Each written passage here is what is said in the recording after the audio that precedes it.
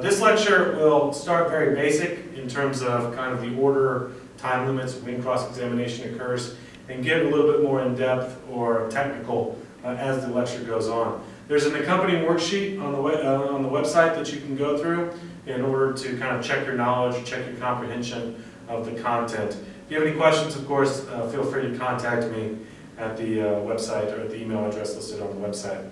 Cross-examination is very important. It's one of the first times, or the only times, in a speech in which the judge can see two individuals from opposing teams standing next to each other and determine who's winning that cross-examination.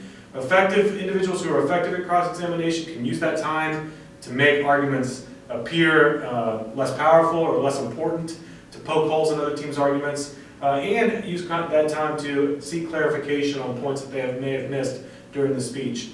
Let's begin by talking a little bit about the structure of cross-examination.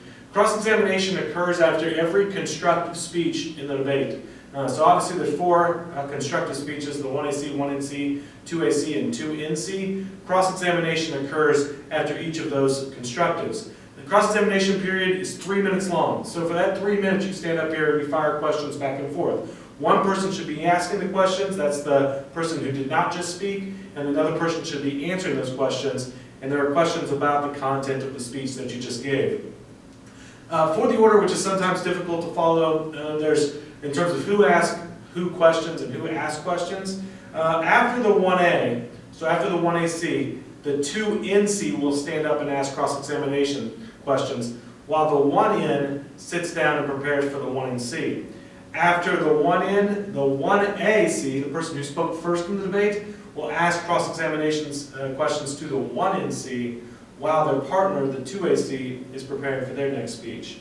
After the 2AC, the 1N will ask questions because the 2NC needs to prepare. The 2NC needs to prepare for their next speech. And then finally, after the final constructive speech, the 2NC, the 2A will ask questions because the next affirmative speech is the 1AR. So a basic rule is that if a person gets done speaking and you're wondering which one of your partners, which one between you and your partner who should ask questions, the person who speaks next for your team is not the one who's going to be asking questions, because the cross-examination period allows that person, whoever it is going to be speaking next for your team, to prepare for their speech while their partner is up asking questions for whoever speaks next.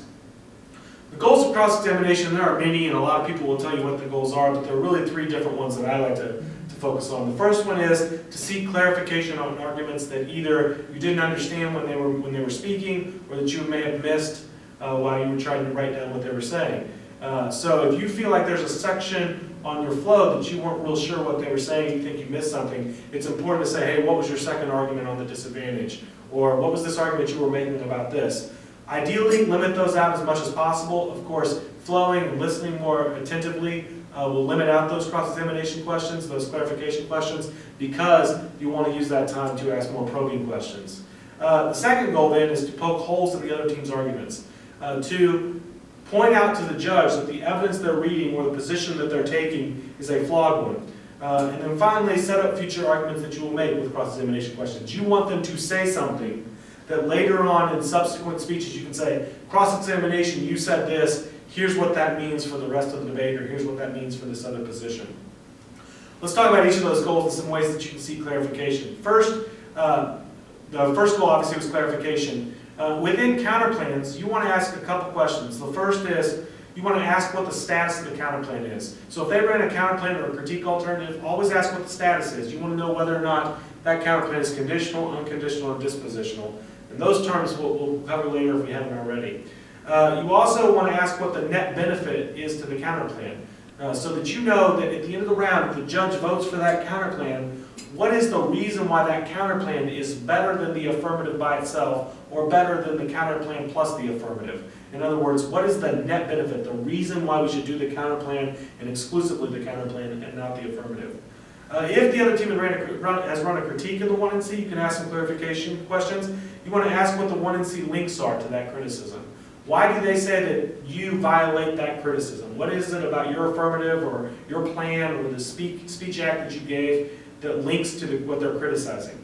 The second thing you want to do is you want to ask what the alternative is or what it does. How does it function? Is it just something the judge endorses? Does it result in like widespread adoption by the government or people or some movement that spills over? You want to ask a lot of questions about the alternative because you want to be able to compare the plan versus the alternative at the end of the debate.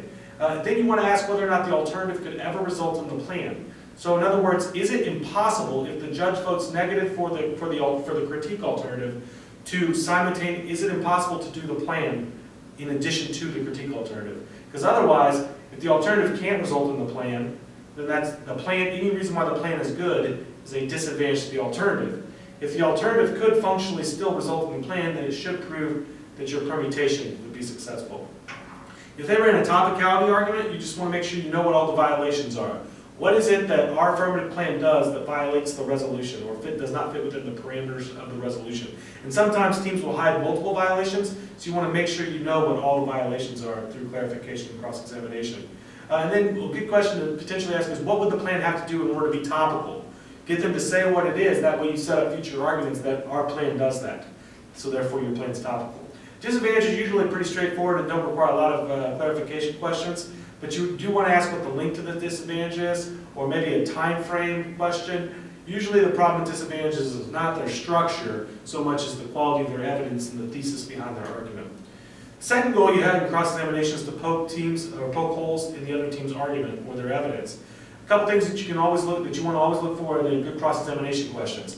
Look at the date of their evidence. So a piece of evidence that's 15 years old, you want to point that out to the judge. You read a piece of evidence that's 15 years old, this has happened since then, how does that not disprove your argument? Or the qualifications of an author, to point out either there are no qualifications or the claim that this author is making is from a biased source or from a source that's not credible to speak on the issue. Talk about historical events that may have occurred since the evidence was written that disprove. So for example, on an economy disadvantage, a lot of people like to read a card from 1998, which is 14 or 15 years old, that says economic decline leads to nuclear war. A good cross-examination question to ask is, we've had periods of economic decline 2 or 3 times since 1998, some of the greatest recessions since the Great Depression. How did those periods of economic decline not result in global war if your evidence is true? Also, always read the non-underlined portions of the evidence, because a lot of times, if they haven't chosen to underline it, there's something in that evidence that says that is a good cross-examination question. So, for example, solvency evidence that says the plan would be a good idea, the non-underlined portion says that you also have to do these 3 things to solve the problem. The plan doesn't do any of those 3 things, so you can say, in your evidence, the non-underlined portion says that these 3 things are necessary. The plan doesn't do any of those 3 things, so how do you solve? Is a cross-examination question that you could ask. Setting up future arguments is oftentimes difficult to simulate. Basically, cross-examination, you want to have a plan. You know what you're going to say in the 1NC, or you know what you're going to say in subsequent speeches. So set that up very early on in your speech so that you can refer back to the cross-examination answers. So for example, if you're cross-examining the 1NC, you want to set up the link to a politics disadvantage. You want to say, cross-examination question, the plan gets implemented via normal means, which means Congress passes the plan and the president signs it. Is that correct? And then they'll say yes. That way you can make sure that they're not going through executive order or using the courts or anything like that.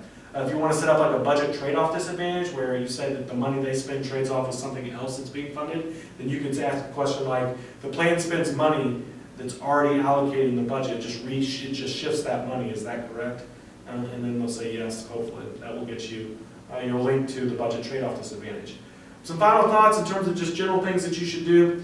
One is always use all of your cross-examination time. A lot of times people sit down because they can't think of any good questions to ask, but even asking just general questions that may not be all that wonderful in terms of poking holes in the other team's argument is still useful, because that is time that your partner can use to prepare their speech. Plan the questions you want to ask. As they're speaking, I used to write down, here's what I want to ask questions about, or I would star on my flow so that I knew if I could go from one question to the next relatively quickly. I had a plan about how I wanted to approach a cross-examination. It's not just an afterthought. It's really a period of time where you can win. A good rule is don't ask questions that you don't know the answer to. Just like a lawyer doesn't ask questions to a person on the witness stand about, in terms of they don't know the answer, don't ask questions that you don't know the answer to unless they're clarification questions, because you don't want to be surprised by their answer. They could give an answer that would derail your entire position if you're just don't know the answer to a particular question. Win cross-examination. Will help you win the debate if in cross-examination that 3 minutes that you're up there with your opponent, you can win that period of time by appearing confident, by having a plan, by poking holes in their evidence, by being relatively tenacious in your cross-examination strategy. Then when you answer questions, when someone's cross-examining you, make sure that you know your evidence well enough that you can refer to it without necessarily saying, I believe our evidence indicates this. Right? Know it well enough so that you don't appear as if you don't know your position. That's usually a preparation issue, right? That you stumble or you can't think of what to say next, and so you appear as if you don't know the answer, when in reality the answer's in the evidence, you just don't know the evidence well enough. Finally, follow up when necessary. If they give an answer that doesn't make sense to you, or that you don't understand, or you believe that doesn't answer your question, follow up on it. Be like, I don't believe that answers my question. My question was this. Because you want to win that section. If you're right, and if you can disprove 2 or 3 things about the other team's speech in your 3 minutes of cross-examination, then you're going to serve yourself well, both in setting up future positions as well as getting good speaker points and potentially winning the debate. Finally, don't be rude or arrogant. You can be tenacious without being rude or arrogant.